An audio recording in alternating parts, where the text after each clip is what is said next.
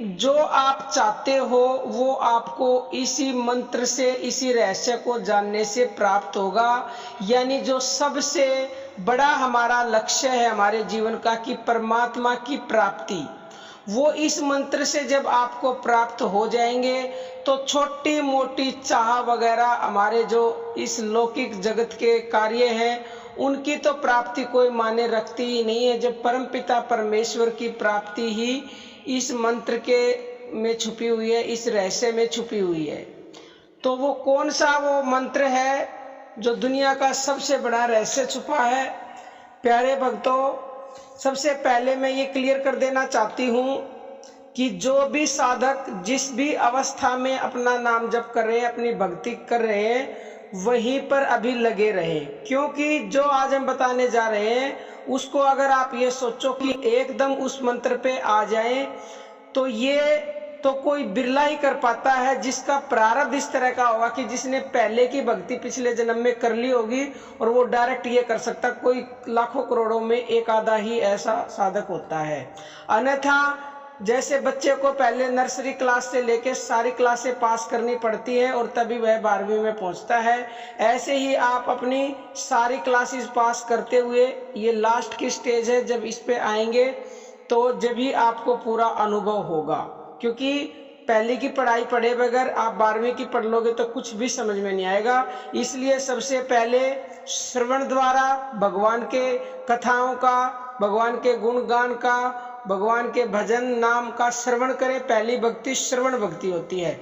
जब श्रवण भक्ति आपके अंदर जाएगी, भगवान का नाम गुण लीला रहस्य अंदर जाएंगे तो वही बाहर निकलेंगे और आपके अंदर श्रद्धा पैदा होती है।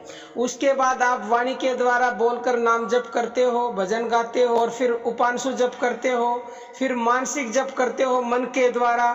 फिर जब मन का जप भी आपके अंदर लय हो जाता है तो फिर आता है श्वासों का जप, और ये सबसे उच्च श्रेणी का जप है। और इस श्वासों के जप में ही छुपा हुआ है सारा रहस्य। सिर्फ और सिर्फ यही एकमात्र वो जगह है प्यारे भक्तों, शरीर में जहां काम क्रोध लोभ मोह अहंकार आदि विकार बिल्कुल हैं ही नहीं। आप इस बात को अच्छी तरह से समझ लीजिए। और माया का स्वामी या मालिक ही है श्वास। जो माया हमें भ्रमित करती है, जिस माया का काम है काम क्रोध लोभ मोह अहंकार देना, और जो माया हमें हमारे भगवान के जो रास्ते पर चलते उससे विचलित करती है, उस माया का स्वामी है श्वास, उसका मालिक है श्वास। और जब आप माया के मालिक को यानी श्वास को अपने काबू में कर लोगे तो फिर रह क्या जाएगा प्यारे भक्तों? सब कुछ आपके हाथ में होगा। यानी कि श्वासों की जब आप रगड़ लगाओगे, ऊपर श्वास गई और नीचे श्वास आई, उसका जब जाप करोगे सोहंग मंत्र के साथ, और वो सबसे बड़ा मंत्र है सोहंग। सोहंग के साथ जब आप श्वासों की रगड़ लगाओगे, ऊपर श्वास जब आपने अंदर ली सो और नीचे श्वास आई हंग, तो इसकी रगड़ से क्या होता है? आपका मन काबू में हो जाता है। एकमात्र सबसे बड़ा तरीका, सबसे बड़ा उपाय है श्वासों के द्वारा घर्षण करना, जप करना मन को काबू करने के लिए। और जब मन काबू में हो जाएगा तो वो कहीं नहीं जाएगा। समझ लो जिसका मन काबू में हो गया उसने पूरा जग जीत लिया, उसका मन फिर भगवान में लग जाएगा। क्योंकि ये मन का ही सारा खेल है, मन ही लगता नहीं है।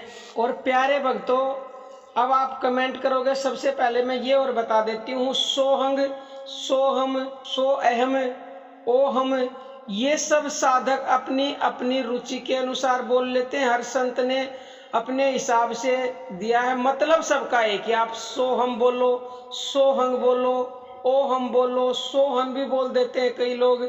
हम इसको सोहंग बोलते हैं। सो है और अंग, सोहंग। ऊपर जब हम श्वास भरते हैं तो सो, और नीचे जब हम श्वास छोड़ते हैं तो हंग। सो शब्द का मतलब शक्ति से है और हंग शब्द का मतलब शिव है, यानी शिव और शक्ति। शिव और शक्ति से ही ये पूरी सृष्टि की रचना हुई है। तो वही आपके अंदर अजपा जप हो रहा है हर पल, लेकिन आप उसको जानते ही नहीं हो तो अपने आप रहा है वो, लेकिन वो जब तक आप उसको करोगे नहीं, उसको महसूस नहीं करोगे, उसका ध्यान नहीं करोगे, तो जब तक वो किया हुआ माना नहीं जाता, तो आप उसको जप बोल सकते हो, उसको ध्यान बोल सकते हो। आपको श्वासों का जप करना है ज्यादा से ज्यादा। भक्तों, इस मंत्र से पावरफुल इस दुनिया में कोई मंत्र नहीं है। सोहम का जप करने से सभी भगवानों का जप हो जाता है और जो भी आप चाहते हो वो आपको 24 घंटे के अंदर मिल जाएगा। इसमें 1% भी संशय नहीं। 24 घंटे तो हमने बहुत ज़्यादा बता दिया। अगर आपका मन एकाग्र हो गया, पूर्ण भरोसा और विश्वास है, तो एक बार के बोलते ही जो आप चाहोगे वही आपको निश्चित ही मिलेगा। बहुत ही जल्द मिलते हैं किसी नए वीडियो में। तब तक आप खुश रहें, स्वस्थ रहें। जय श्री कृष्णा भक्त।